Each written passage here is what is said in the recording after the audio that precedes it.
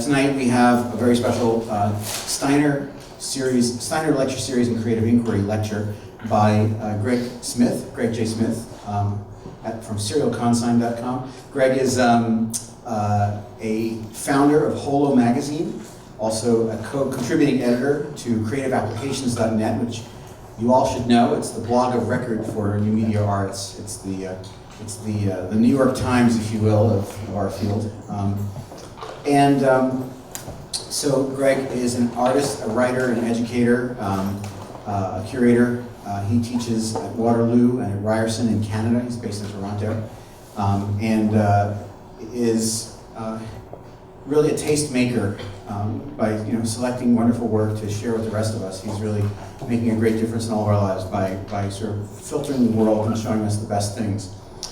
Just a quick word tonight about the structure of this evening. Greg will be speaking for about 50 minutes, so until approximately 7:30 or 7:25 or so.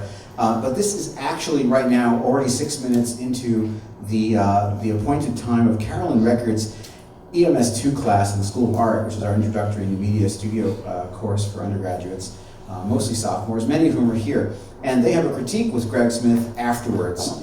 So what we'd like to do is, when Greg concludes, we'll have maybe 5 to 10 minutes of Q&A, and then we need to shuffle everyone out as soon as possible. So we're going to get everyone who's not in Caroline Record's class, or Caroline or Greg Smith, out of here, and let them do their critique with Greg. They're showing some projects in augmented projections. That's not a public event. So with that said, it's my terrific pleasure to introduce Greg J. Smith.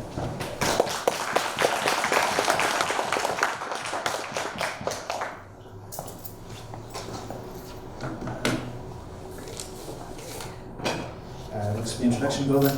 Yeah, in terms of like filtering great things, so let me say it was an absolute pleasure to see so many great things and see what you guys, so many of you are working on. I had the pleasure of doing kind of a number of studio visits today, and I was quite impressed with what I saw.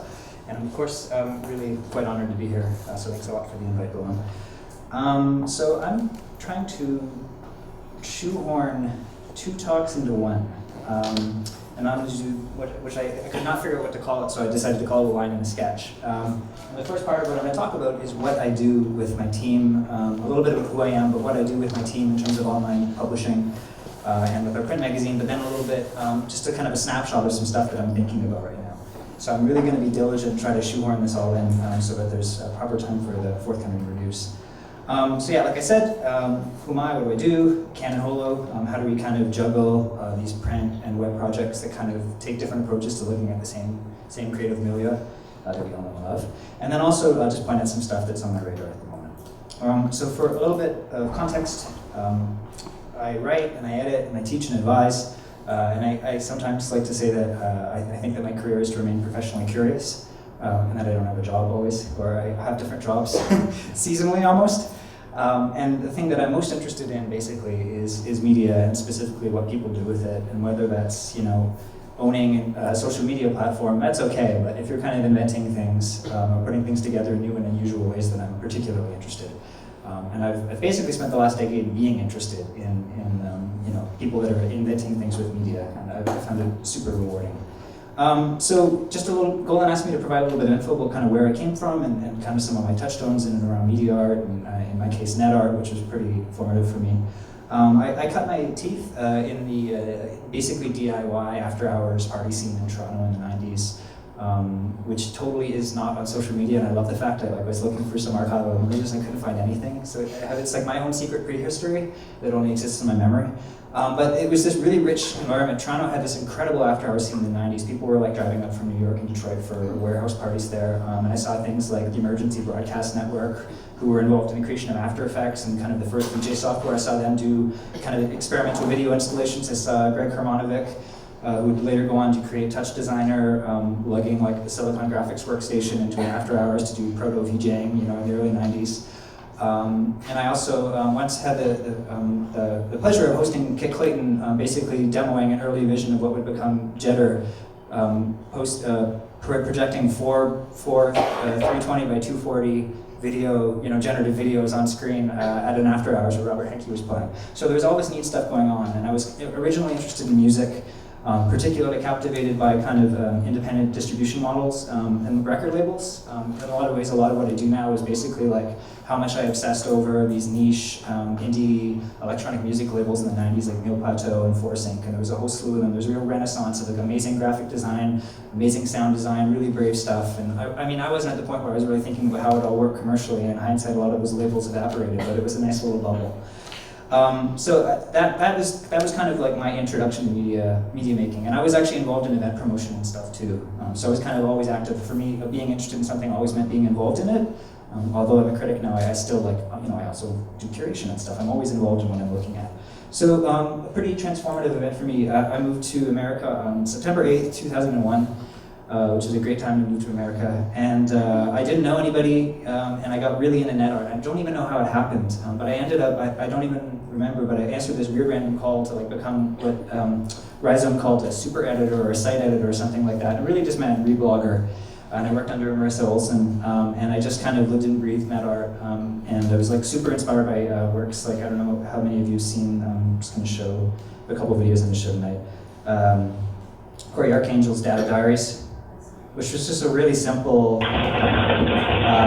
this is a capture of turbulence, a commission for them. And it was just basically like a visualization of his hard drive contents.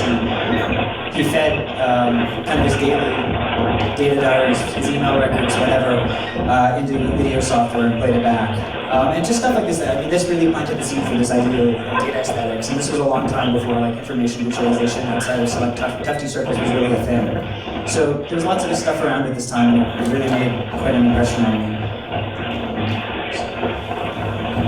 Close that. Nobody wants to see my email.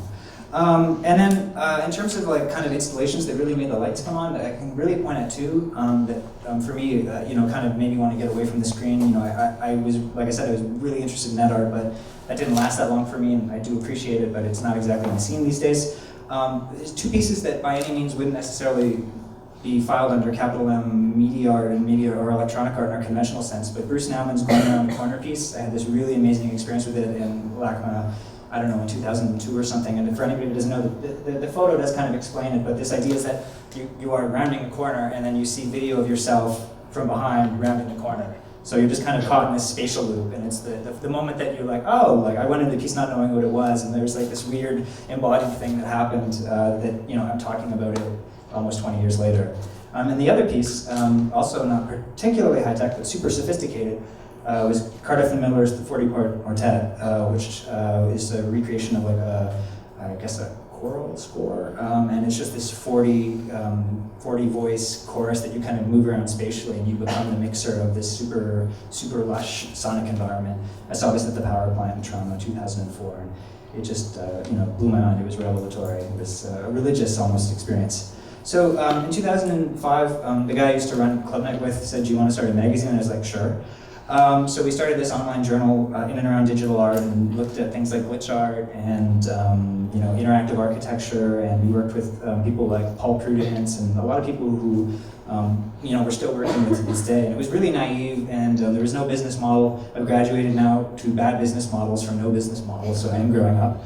And it's actually kind of faded into the ether, and I'm quite fine with that, but it was a really formative project, just basically working with artists of every discipline, working with academics who wanted to like test drive some ideas before they did a paper, working with artists who wanted to document their process, working with musicians. We published music alongside theoretical essays, and it was just, I kind of cut my teeth there as an editor.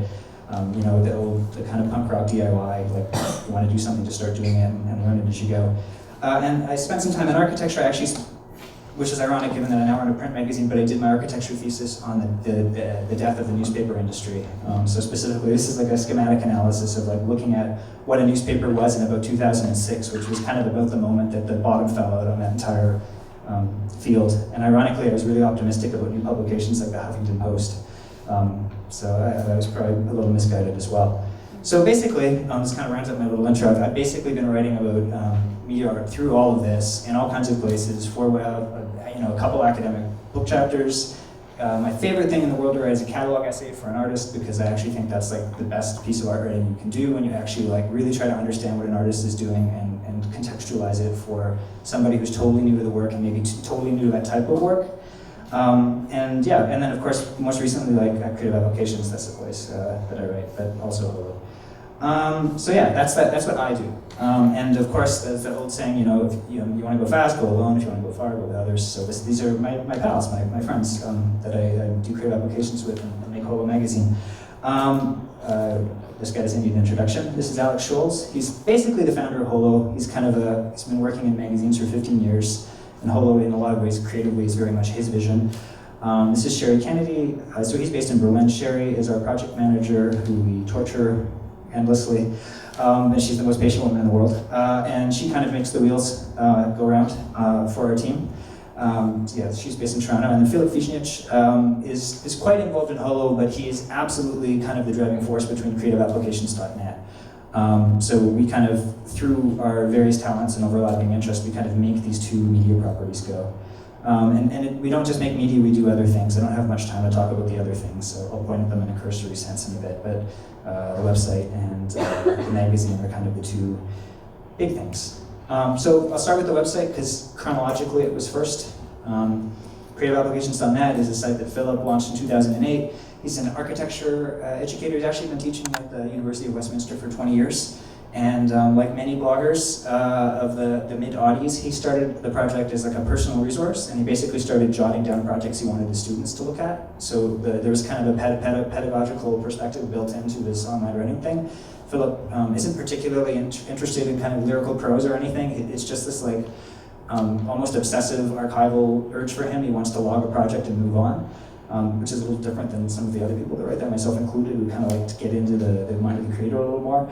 But we cover all kinds of projects. So these are just some kind of snapshots of kind of stuff over the years. This is a Ryuji Akita project I went to Montreal to review, and this is Binary Oxman at the Material Matters Lab at MIT.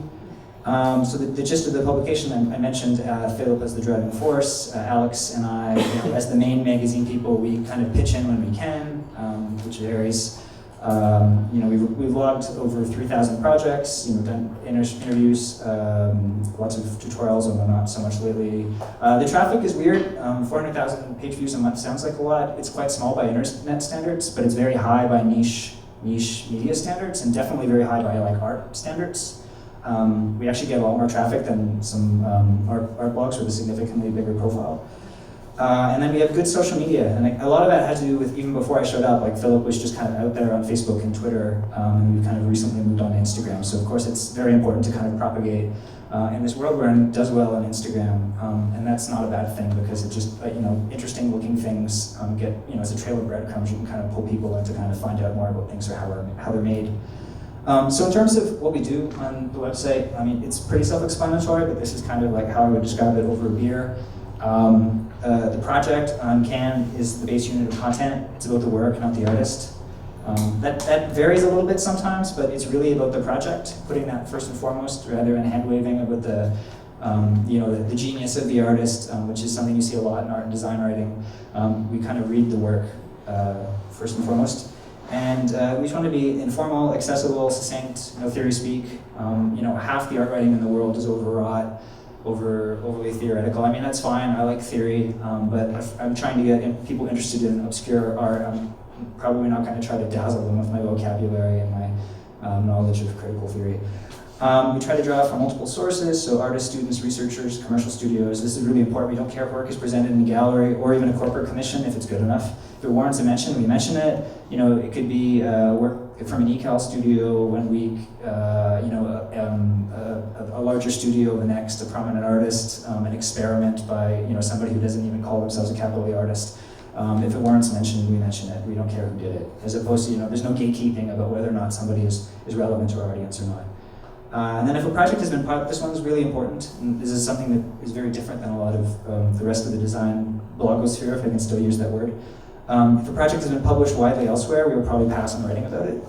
So the idea there is just that, somebody else has already done that work, there's already eyeballs going there. We really try to make a point to direct our audience in a place that it might not have seen work before, or at least maybe show work they've seen in a different way. I'm particularly interested in that latter one. And then finally, and this is super important, demystify the work and how it was made, explain how the tools and workflow that yield it, how the tools work and the workflow that yield it. And this is a real pet peeve. a lot of publications, like, I don't know, I don't want to like single them out, but like Fast Company, for example, like really gloss over how something goes together, and or deal with its even the tools. They won't think to mention the software libraries that were used, and we just think that's kind of the currency of the thing. And if you're writing to an audience of people who either want to make things or do make things, then you should just maybe not show them respect, but show them the courtesy of getting under the hood of the thing that you're writing about a little bit. So that's super important to us. So I don't need to skim the CAN homepage at the moment. I can just say, like, if you were to look there right now, what would you see? Like, there's a review of a great show in Montreal at Eastern Bloc that I did. Really cool show that probably won't get any press in the Canadian art press, let alone the rest of North America. Interview with an emerging sound artist named Dan Tapper.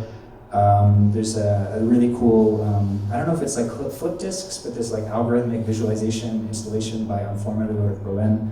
And then some, I don't know if this is student work, but it was something that ZKM just recommissioned, having to do with exposing the ethical dilemmas of autonomous vehicles. So really quirky mix of stuff, some capital A art and some otherwise. I'm just gonna some water one sec. So yeah, we've got kind of a reputation for having our ear to the ground. Wired gave us props a few years ago, which was really nice because they've like strip-mined our editorial for years. And this is actually a real thing. This used to drive me crazy. I used to have this spreadsheet, and we kind of got quit being angry about this for a while, but like there was a period around 2013 to 2015 where like every time we wrote about something, we would just start appearing on all these other blogs immediately after, and then always Fast Company. It's like everything goes downhill to Fast Company. And it was driving us crazy, and I had this like document of showing, which writers were like just clearly just trolling us every week and then republishing their stuff for their much larger audience and driving ad revenue from it. It was infuriating. But then we actually started to realize, well, maybe this is a good thing. And it's like, okay, if our goal isn't to make ad revenue, and since our margin, like our audience isn't big anyways, that'll never really be a thing. Maybe the fact that we can push artists into this other stratosphere of attention is a good thing, and we shouldn't, get offended by that. So that was like a pretty good re-engineering of our thinking. This is a Caroline Sabeco project that I love, and this one really stung me because I wrote it. But again, we're over that. So back to the kind of educational DNA of CAN. Started related to Philip's teaching. I teach. Alex doesn't, but we haven't been so great at this lately because it's hard to find people who have time to write, detailed tutorials. Usually what we'll do is if somebody's making a new platform, we'll kind of like give them an opportunity to present a how-to project so they can promote their new tool to a larger audience, like C4 is an iOS tool where we did that to pretty good success.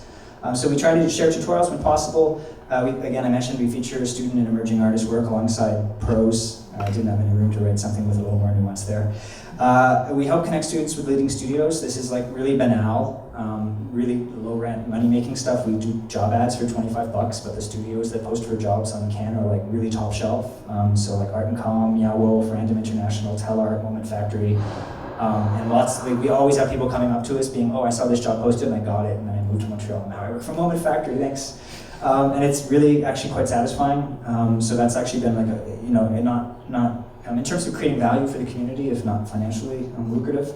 And then we also have ad-free reading and archives access for our students. And we actually have basically a membership. You have to pay access to get to our archives. But if you're an educational partner, then you can browse it for free. So we have a long list of schools that are kind of taking advantage of that. This is where we are right now.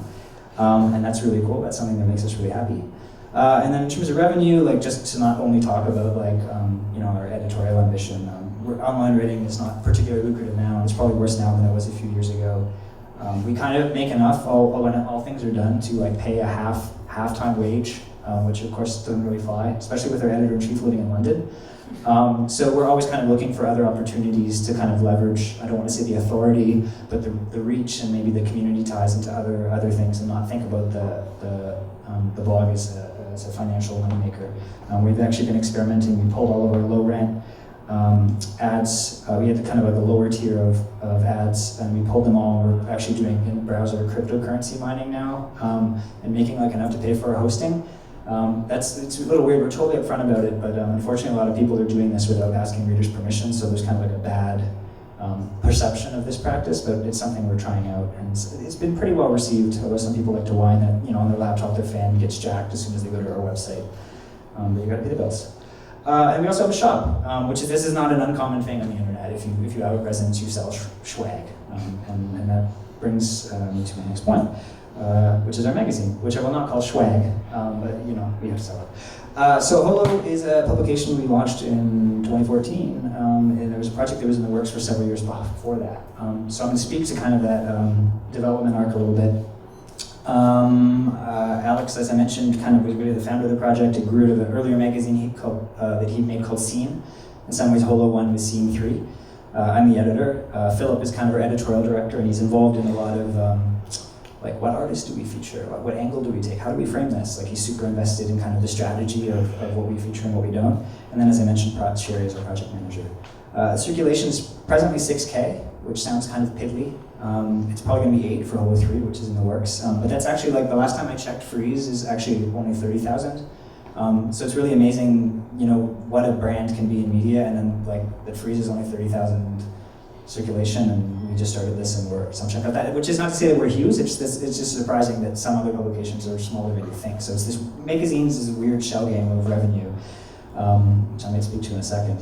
So just to kind of explain the project a little bit, why print magazine in an era marked by the decline of print media and death of countless periodicals. These are all bookstores that I know and love and that are dead, quite dead. So this is Pages, which is my favorite bookstore in the world, which is an accomplishment because I like a lot of bookstores. This was David Murray's Books in Toronto, which was actually a vanity project for a rich theater producer, and he couldn't even keep the store open. And this more recently is a recent casualty. This is Library Formats, a Montreal-based periodical store. So naively, we were like, why not? We don't care about the economics. We're going to do this because we want to do it. And to say that the publishing industry is tanking is a little disingenuous, because under all the fail, if you haven't been paying attention, there's been this indie magazine renaissance over the last 5 or 6 years, and there's always, whether it's cycling or cigars or insert strange topic here, specialty magazines, often ad-free, have really been flourishing in the last several years, and it has to do with small operations that aren't entirely profit-focused, being able to control their margins. So we kind of wanted to get in on that. We thought there was a space for that in the art and technology space. Doing what we were doing with Can, connecting with this big audience, we wanted to look, there's this is the either holy or unholy cliched trinity that we all speak of. We thought that there would be kind of an opportunity in the print space for a magazine that didn't do what Artforum did, didn't do what Wired did, didn't do what Popular Science did, but somehow, in some small way, did what they all did in a very unique way. And we wanted to look at the projects we were covering in Can, but in a very different way. Rather than just focus on the project, actually talk to artists about what they were doing on a 10-year career arc, and really get into people's motivations. So we talked to a bunch of publishers, and we got a collection of impressive rejection letters from impressive publishers, some of which are not in business anymore. And we did the obligatory 2012 Kickstarter, because how else would you get money that year, and maybe a year before and a year after that? And it went well. But of course, like that Kickstarter, anybody that did a Kickstarter that year did not actually ask for enough money.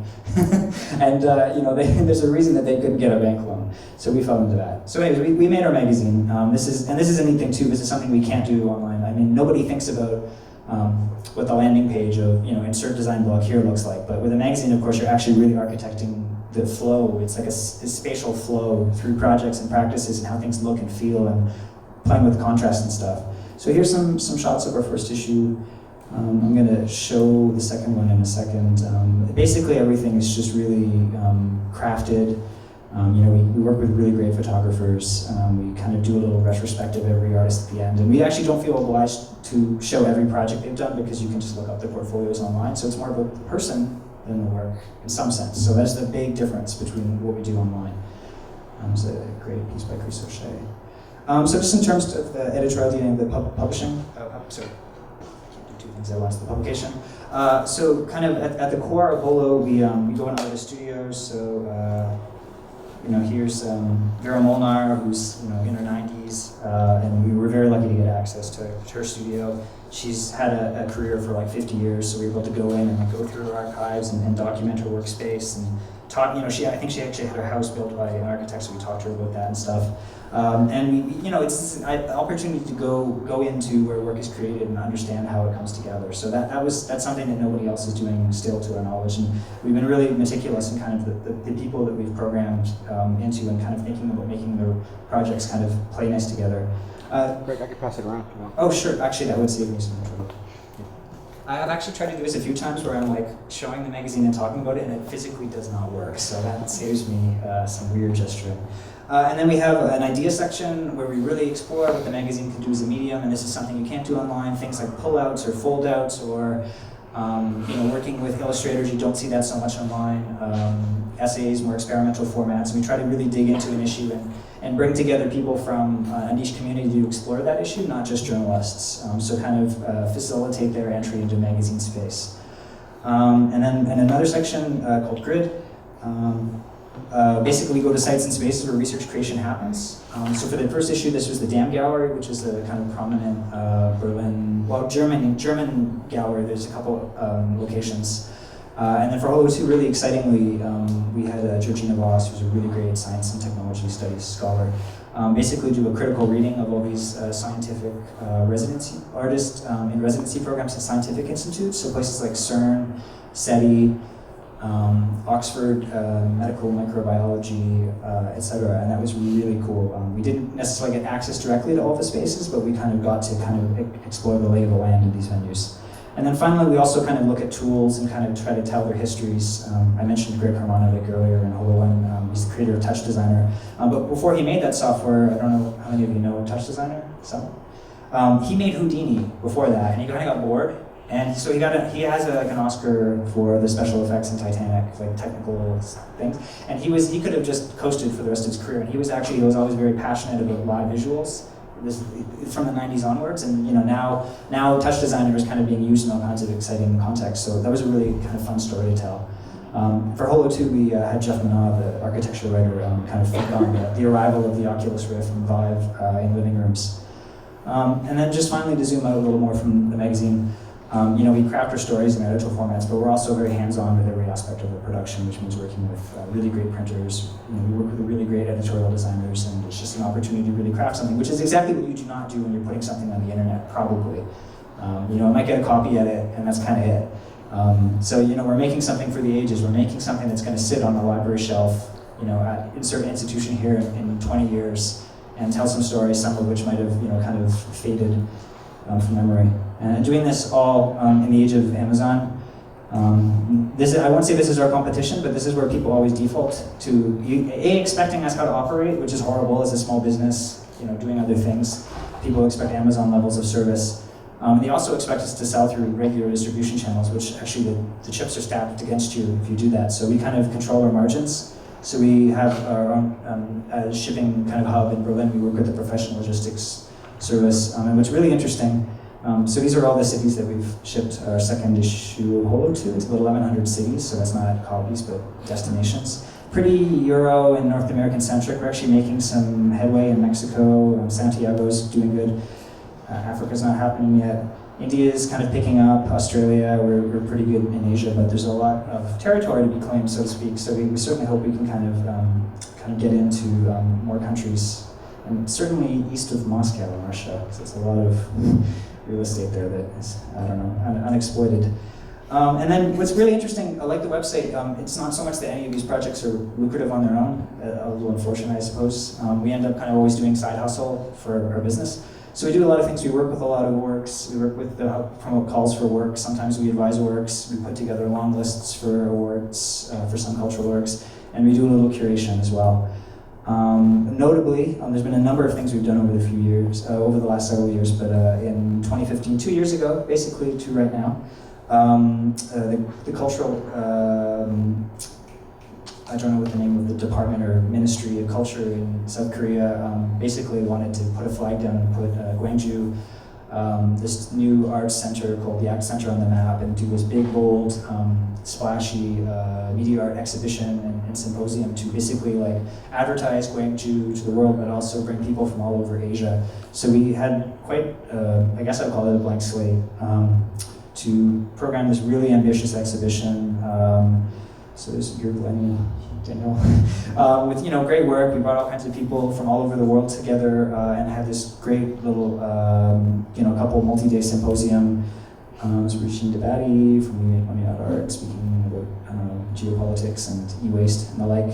And it was really exciting too. We got to bring a lot of really great educators, tapping into the depths of Can's network of knowing who's doing really experimental work, but also maybe thinking about it, how do you communicate it to students, because those aren't necessarily the same thing. So we had some really great educators come and work in relatively small groups and make some interesting impact for students. It's a little unfortunate that kind of center, and I think the initiative, it's like 2 years after we were involved, for reasons I don't even know about, it's kind of flubbed. They entered with a big splash, and it was like a governmental thing, and it's a little sad because we really thought we set up something interesting there, and there wasn't the leadership to really follow through on it or even stick with it. So that kind of ends my talk about the magazine. Please take a look as it's passing around. That's kind of easier than me waving my arms and describing editorial formats. So just to zoom out a bit, I've called this talk a straight line and sketch. This is the sketch part. It's really easy to provide an orderly chronology of things you've done, which I guess is kind of close to an artist talk. But I wanted to take this opportunity to talk about, given the work you're doing here, and actually a lot of the people I talked to today in terms of the research, just kind of point at some stuff that's on my radar at the moment. And I've been thinking about musical interfaces a lot lately, and just kind of this idea of like, what is a new instrument? How might it look? How might they work, etc. Lots of instruments have been around, some for decades, some for centuries, some for longer than that. And they all kind of intrinsically have this vocabulary of like gestures and sounds. We as listeners know them because we know them well. We know what virtuosity is. We know when somebody's shredding it. We know the line between an incompetence and an excellence, as Owen Jones, drum solo, etc. Right? So thinking about this type of knowledge, what happens when you, in this new soft studio space of gesture-free music creation, and this is not going to be a romantic screed about where hath the gesture gone. It's not that, but I am saying this is the new normal for a lot of people that are working with sound and music. Is that other than maybe a cursory knob twiddle or pad hit, the interaction involved in kind of shaping sound is limited to kind of mouse gestures and hotkeys and maybe some cursory button clicking. So specifically I'm interested in this idea of newer instruments and whether or not they're actually new, and maybe they're not. Maybe the way that we interact with them is actually totally old, like a synthesizer is. The way that it generates sound through digital synthesis or analog synthesis is obviously new, but it's also kind of a gussied up piano in terms of the way that it maybe deals with pitch, etc. So things like drum machines or modular synths or turntables, like there isn't as widespread an understanding of what it means to kind of really manipulate these effectively. There are in certain circles, but they're kind of on the edge. And whether or not these instruments will ever be accepted into the canon of accepted instruments remains to be seen, and this is something that really interests me. I would imagine, actually, or argue that the turntable has made the cut, and the synthesizer has made the cut, but I don't know. This weird, wacky moment of modular synthesis I'm not so sure about. And this is something I can't get by, is this like a modular chic. If you pay any attention to electronic music right now, there's this real, it's like guitar stuff from the 80s, like people are collecting like $14,000 worth of crazy Eurorack and sending all these cool modules, and like somebody doing a musical performance has this kind of like mad scientist patch chord operator, and I look at that and I just think of like switchboard operators, from the 30s. So it's really funny that if this, to the degree that we can equate electronic music with being new, which of course is super problematic because it's kind of perpetually been new for some amount of time. This is what interests me, is this idea that the interaction paradigms are like totally dated and kind of static. So I kind of a couple months ago started going, well, I want to kind of look around and see what is this, what is new, what is the new. So one practitioner that's really been on my radar, we actually hosted at ACT, is Miriam Bleu. She's a Montreal-based sound installation and video artist, multidisciplinary, and sound is very much the material of her practice. So I'm going to show a quick video, and this is neat because this part of the talk I'm kind of pointing at work I really think is interesting. So she did this project called Soft Rovers. I actually want to show a very specific passage of it. And I'll most of that play. But basically she's appropriating kind of the language of turntablism, but she's reinvented what that means.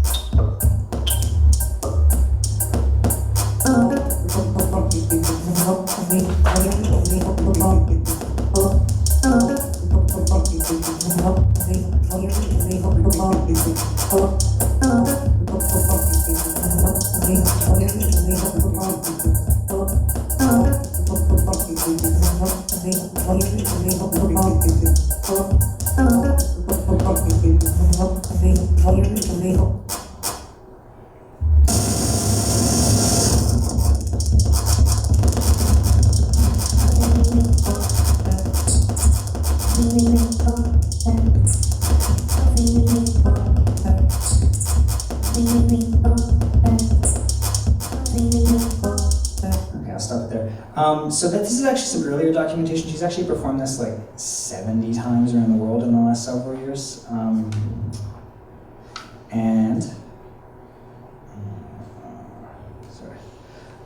But yeah, what's interesting to me is that she's taken this logic of what it means to manipulate sound and like the idea of vinyl and the gestures associated, even the posturing, like it's not accidental the way she's kind of moving and like almost like being impressed with what she's doing, which is kind of a stock DJ cliche. I've seen her actually like rock like party caliber performance with that was a little more kind of clunky, but like she can actually like move a crowd with that. But I just love the way it takes what manipulating vinyl is and then reconstitutes that with her own, these devices that she's made herself. I find it really interesting kind of meta commentary on musical performance. So she's got some other interesting projects. She's actually making these like CNC milled waveforms out of old CDs that are like sample libraries in and of themselves, and they're kind of crank like music boxes, super interesting stuff. So I definitely point to her in general. And just two other kind of practices where I'm kind of setting the stage here. This is a drum machine built by Moritz Simon Geist and a collective that he works with, I think called Sonic Robots. This is something he did in 2015 called MR808 Interactive, and it is, I wouldn't call it a faithful recreation, but I guess a symbolic recreation of the Roland TR-808 drum machine with drums. And what you can't see here in this particular photo is there's like a controller where people basically like program the drums together and then they play it, and then manually, the drums activate. You can basically do step sequencing, but again, taking apart almost like re-olding something that was new but is not anymore. Like just this really kind of playful reverence for sound making and percussion and instrumentation and a sense of humor as well. And then finally, another example of this like reconstituting, maybe not a trope, but a way of kind of working with sound. Tomoko Savage has been using water, porcelain, hydrophones, and actual from spaces reverb as a synthesizer for a decade. So she, she might have the same kind of little kit of effects pedals and mixer that any other electronic artist might have, but she's actually just dripping water and thinking about that, modulating that in the same way that somebody might modulate a current. And then of course that comes with its own, these are different interactions and gestures than you would have if you were using a traditional synth and stuff. So I like these projects a lot as kind of meta commentary on music making. And I mean, whether or not they're musical performance or artistic explorations, I guess to quote a conversation I had with Golan earlier, it's not that important, but they really stand as their own kind of inventions. Moving away from this kind of recreation of mediums or formats, a project that's been on my radar for a long time as a Torontonian is David Rokeby's A Very Nervous System from the 80s, which he basically set up a rudimentary computer vision system, like 16 by 16 pixels, I believe, and anybody moving in front of the camera would like become the composer and like play body music. So I'm just going to play the video. There's several videos that he has documented of this project online.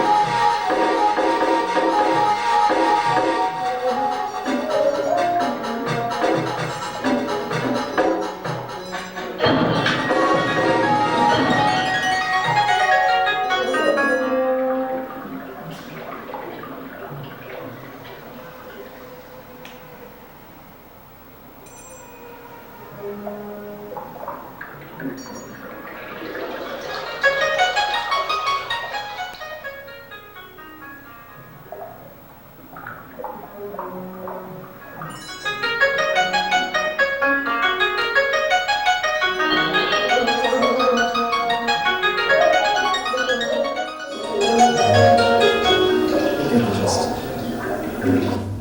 on to the expedient. Yeah, so you know, just this translation of gesture, you know, no instrument, body is instrument, it brings all kinds of interesting kind of dilemmas in terms of embodiment and presence. In chatting with Golan about this talk earlier, he put somebody on my radar who I was either vaguely aware of or didn't know of, Erkki Kureninen, who's a Finnish mad scientist, it seems like, because I was deep diving, Googling him last night, and he made a number, he basically preceded this by about 20 years almost, or maybe 15. He did a project called DIMI-A, a sound synthesis using 2 probes. So he did a series of basically commercially failed but totally novel synthesizers. And then DIMI-O, which is optically controlled by video camera scanning body movement, so exactly that. I think there was one produced and it was never sold.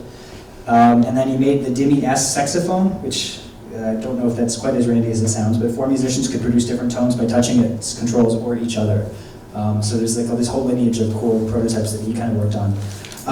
But with him and with Rokeby, I just like this idea of like losing the instrument, the body becomes the instrument, and then what? Yeah, I want to Rokeby has this really great artist statement defining the very nervous system. You can read it, but I'm just going to highlight this one little quote from within it. Because the computer moves you from your body, the body should be strongly engaged, so it's a justification for the project. Because the computer's activity takes place on the tiny playing field of integrated circuits, the encounter with the computer should take place in human-scaled physical space. And, you know, it's easy to read this now and go, eh, but like, people haven't even figured out ergonomic chairs yet. Like, you know, there's so much forecasting of what computers would do to our bodies and how we'd all become knowledge workers. Like, I mean, it's just this project to me in hindsight is, you know, totally the advantage of the rearview mirror, but it's so disturbingly prescient. It just blows my mind. Yeah, because the computer is objective and disinterested, the experience should be intimate. So it's pretty zen. So two kind of contemporary projects I want to point at, or kind of research projects. I mean, it's not that there's just one artifact. There's quite a few for one of them that I want to point at that are kind of continuing in this tradition towards different ends and creating different problems, making different discoveries. Of course, I just lost my notes. The first is by human-computer interaction researcher Joseph Malik and composer DeAndre Stewart. This is some work they did at McGill basically 10 years ago. And this is the setup for something that came later, it's a little more interesting. But they made this instrument called the T-Stick. And what it was PVC pipe, microcontroller-driven device with an accelerometer, capacitive sensors that lined it to collect data. It basically could be touch, tap, tilted, squeeze, and shaken to sculpt sound with the Max MSP sound synthesis engine. They were kind of thinking, they wanted to make an instrument. At the time, I guess there was kind of a popular notion in HCI music researchers that instruments ideally should have low entry fee with no ceiling on virtuosity, so basically be accessible to pick up and jam with. And they were like, no, we're going to make something that actually takes like serious focus to master. Not hard for the sake of hard, but like deep for the sake of possibility. So they did that, and the project was reasonably well received. And this is where it gets interesting for me, not so much the instrument, which is kind of like this weird bow staff, is they took it to some choreographers. They worked with Van Grimd, Corp Secret, and specifically choreographer Isabelle Van Grimd in Montreal, who has kind of a long-standing choreography dance troupe practice that works with new media in varying capacities, a lot of projection, as you'd expect. And what they did is they got a multi-year grant to kind of work on the project, and they workshopped it extensively with the dancers, and they let the dancers figure out the direction of what the instruments would be. And they basically said their goal was, in rethinking this T-stick, was that when they handed it to the dancers, if they moved the same with the instrument as they would without it, then the instrument had been a failure. So it had to respond to their bodies, and they had to become, in essence, the only people that could play it, as opposed to just hand it off to somebody else and they play it the same way. So the output's there, where the T-stick basically becomes this, like, the spine. So it's the same vertical sensor span, but it's along a flexible assembly of transparent PVC tubing, laser-cut acrylic, and PETG plastic rods. And then there's two other variants. There's the visor, which there's some kind of sci-fi trope stuff going on here, but these ones I'm really interested in, called the ribs.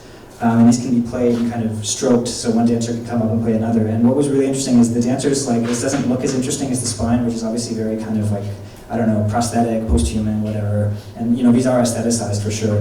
But the thing that the dancers really kind of brought, well, they brought many, but one in particular was this idea that the instruments could create little pockets of spaces that they could work within.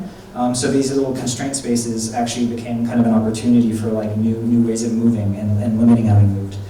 So I have a quick video that I'm going to show. And it's really funny, the way that the HCI researchers versus the dance troupe document the same project is totally different. Go figure.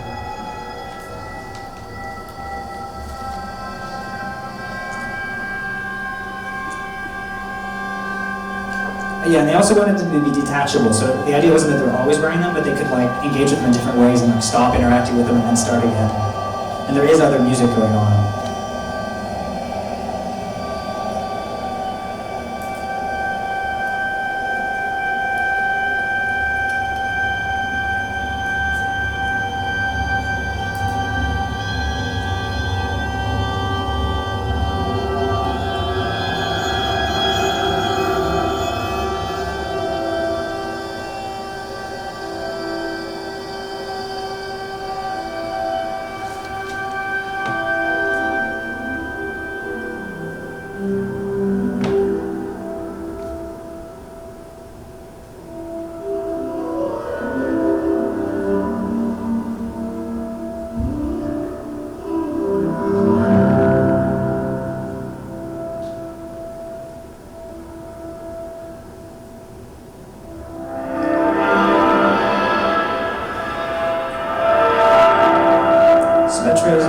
There's other ones where you can see where very clearly like there's a dancer arching her back and it's like basically controlling the mix and there's like generating sound and you can just see this I don't know, very intuitive kind of expression going on.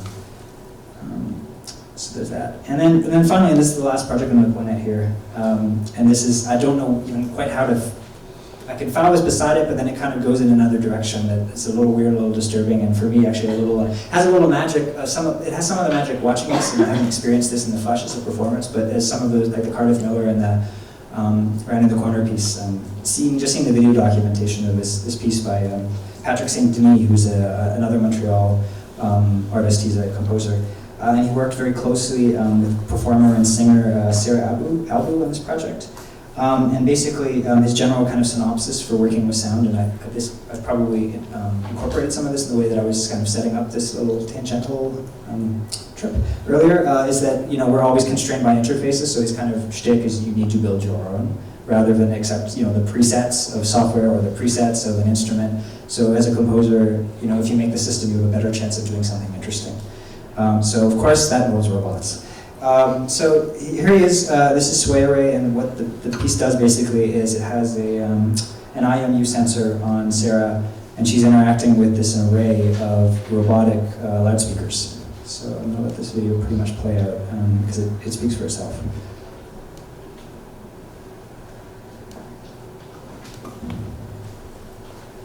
This time we'll skip the text. You can find it online if you want.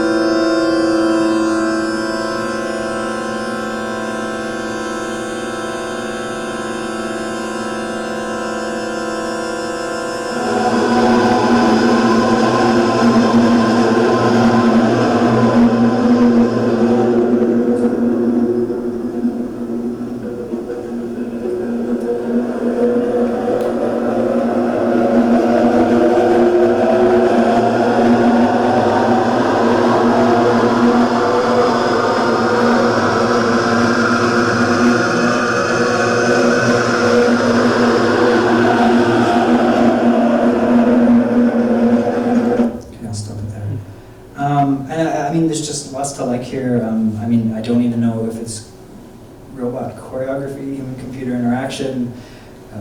You know, she's harmonizing with like a gaggle of non-human actors. Like there's just, I don't know, this kind of blows up kind of a lot of the paradigms I was kind of pointing at with some kind of these more traditional interactions with sound making and music making apparatus. So, and this is a thing in Patrick St. Denis' work. There's other projects. I don't have time to speak about this, but if you're interested, obviously look them up. There's another project he's been doing recently with flamenco performer named Sarah Brosnard, rethinking the way that the accordion works in flamenco, and also thinking about the human form. She's got these robot accordions, and they're kind of anthropomorphic in the way that they're staged, and they basically breathe when she breathes, so she's got breath control over them, and dancing, and then of course they are making music, but she's directing the music making. So I just love the kind of like tangle of who's in charge here, and this idea of humans not just using machines to make sound, but also like collaborating might be a stretch, but at least kind of stretching the boundaries of kind of the status quo. So yeah, this is pretty new work. I have an article in the Canadian experimental music magazine, Music Works, kind of coming out that dives into this a little more detail. It's out imminently. This is something I think I'm actually going to be thinking about on Can in the next little while, like specifically all these like kind of electronic music tropes and you know, recreations of other ways of making music with media art, essentially. But yeah, just to kind of, my main takeaway is this idea is like all bets are off for defining virtuosity with these new things, which is great. You know, that same thing when you like a musical performance or an installation, you leave, like, what do you think? You're like, I don't know. Like in the best possible way. Like that's a great experience. Like when you can't actually say it was good or bad, you need to think about it. Anyways, or maybe it was interesting. I don't know. And then, you know, any interactive environment that produces sound is, of course, an instrument in some sense. Anyways, so yeah, that's all I got for tonight. This is a work in progress, but thank you so much for your attention, and thanks for having me.